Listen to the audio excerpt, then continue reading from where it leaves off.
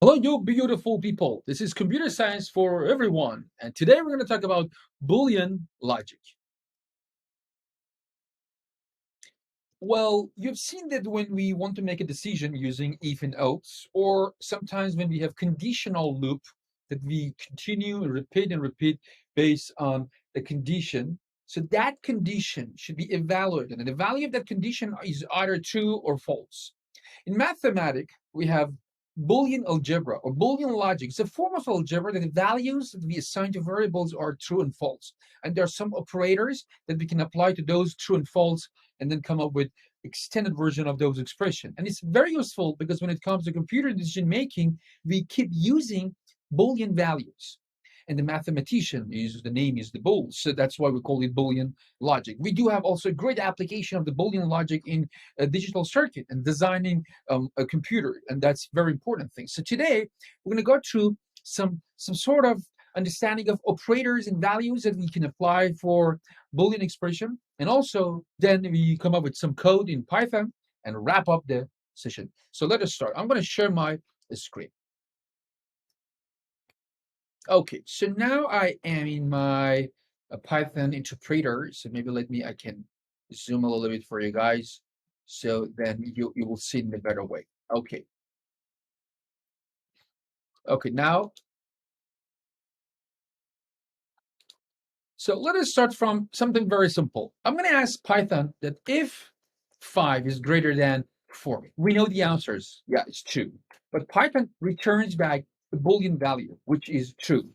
Let me ask a different question. If 4 is greater than 7, I'm going to get false. So these two values are called Boolean values. So Boolean values, they have only two possible value, which is true or false. There's nothing else. So it's a sort of propositional logic or Boolean logic, which is 0 or 1, true or false, on or off. So there are a lot of examples that we can talk about it. Let me continue a little bit more into expression that we can create. So look at that operator greater or lower operators. And also we can expand it like this. For example, if 5 is greater than 5, it's false. But I can say if 5 greater equal than 5, then you see the answer is different. I'm going to get true because the equal part works. Also, I can check, for example, equality. In some programming languages, the operator we use for equality is just like this one. But in many other programming languages, especially in Python, we use double equal sign, because single sign assignment operators or equal sign, it looks like assignment. For example, when you write x equal by 5, this means assign 5 to variable x. And when I write x, I'm going to get the number 5. So if you want to check the equality, you're going to put twice. And then 5, I'm going to get 2. If I write 3, I'm going to get 4. So that's clear, right? So now let me continue with more example. Let me bring this up a little bit. Okay, so then you can see it in a better way.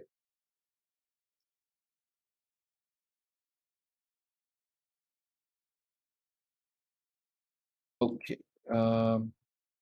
just a moment. I'll check my editor. So now let's continue with a little bit more. So I just checked the equality by double sign operator, so do not get confused. Now let's go and check when two things are not equal. I want to say if 5 is not equal by the 4.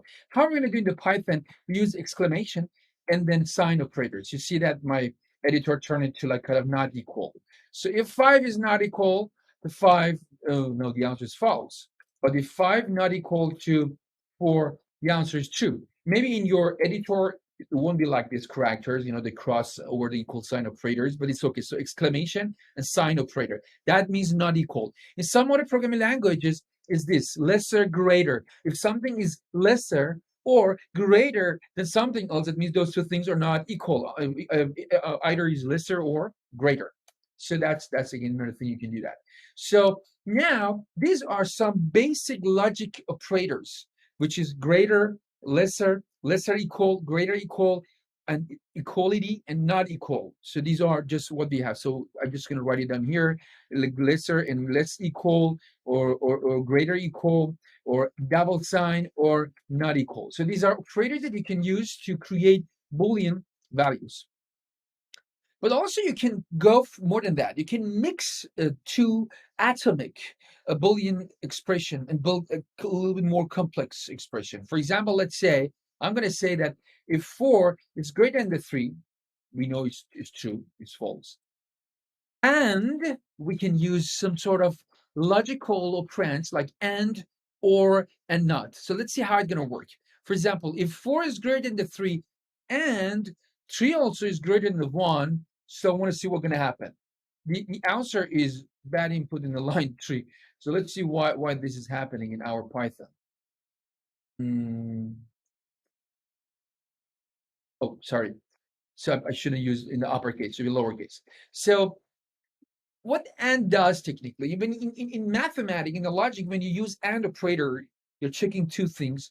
Both sides should be true to expect true out of the and. For example, you say, I will come to your house if Tom is at your house and also Martha is in your house. So that means I'm giving you a condition if both of them, if only one of them is there, I'm not going to join to your party, right? So that's why we use and in our conversation every day. And here is same thing happening. For example, let's say, now I'll do it in different way. 3 is not greater than the 11, it's false. So 4 greater than the 3 is true. I know that.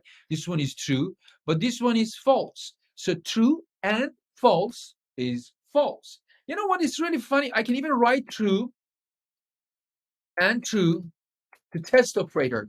I see it's true. Or write true and false, I'll get false. All right, false and true, nothing different, huh? False and false, false. So in this way, you can test the operator. So what is nice about the and, because you can combine two atomic expression and build something a little bit bigger, something more comprehensive. So that's what you can do with that operators, that expression.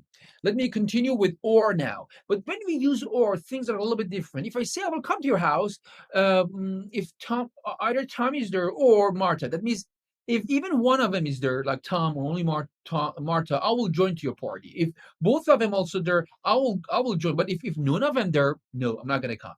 So let's try. Let's see if 4 is greater than the 3. And remember that when I use this one, 4 greater than the 3, 3 greater than the 11. So this is false. But what if I come and I change the and to or? So this time I got true because one of them at least is true, which is 4 over 3. And if I make this one 4 greater than 30 or 3 greater than 11, I got false. You understand that? This is not going to work because now both of them are false. So false or false, not going to work at all. And then, but if for example, look at that one, 4 greater than 30 is false, but or 3 greater than 1, which is true, false, or true, bingo. So you're going to get true. Let's try it again. False or false, you're going to get false. False or true, you're going to get true. False or true or false, you're going to get true. True or true, you're going to get true. Yep, that's very clear. So we already discussed about variable. Variable, they can have type, like integers, like strings, like floating points, right? A string. Variable, they can be also Boolean. They can hold Boolean values, means true or false. Look at here. Let's say x is equal by 5. That's just a variable. Now x is equal by 5. And y is equal by 10. Just something simple. Now, I want to compare these two things, x greater than the y. You can do that. It's not just only put the numbers, variable, they have values. So Python evaluate their value and then give you the answer. So if x is greater than the y, so what Python does, go through the value of the x, which is 5 and 10, and replace them with their values, and then it returns back false because 5 is not greater than 10. But if I write that y is greater than the x, you're going to get true. That makes sense, right? If I write, you know what, look at here, if y equal x, it's I'm going to get 2, okay? Or for example, let's say I'm going to write down, because now look at the value of the y. Oops, I just selected a lot of things. So look at here that now y is 10, x is 5. So when I write x equal y, okay, I think something is wrong with my shell, so let me try with the print. It should work. It should show you, but I'm going to use the print function. Remember, the print can also print for you. I got false. So because x is 5 and y is 10. But what if I write something like that? If 2 times x is equal by the y, we know x is 5, right? So 2 times 5 is what? Is 10. And 10 is equal by 10. I got true. So that's really fun, interesting. So you see that I can even bring a little bit of mathematical expression into my variables and all the kind of things that I'm doing this kind of comparison with them. So that variables, they can do that. And also I can do this one. Look at here that I can write result equal by if x is greater than the y. So what is happening now? The Boolean value that coming out of the comparison between x and y is stored now in result variable. If I write result, I will get the value, which is false because x is 5 and 5 is not greater than 10. So you're going to get result. That's again another thing that to remind you that Boolean values, true or false, they are just values. They can be stored in variable. And the last thing here is then not operator. So let's think about it. 5 is greater than 4. Definitely everyone knows that. But if I give it to not does negation, that means reverse. If it's true, make it false. If it's false, it make it true. So 5 is greater than 4, yes, but not this. They're gonna give you false. You will get used to this. Maybe at first it looks a little bit confused. So it tried to say that, is it true that 5 is not greater than the 4? So that's one of the way that you can read it. Okay, you can say not 5 greater than the 4. It looks like, but you can say 5 is not greater than the 4. That's another way that you can read it. You can bring the not into the verb. 5 is not greater than the 4. The answer is false. No, 5 is greater than the 4. So that's what you can say. So it's not like this, that 5 is greater than the 4. No, it is.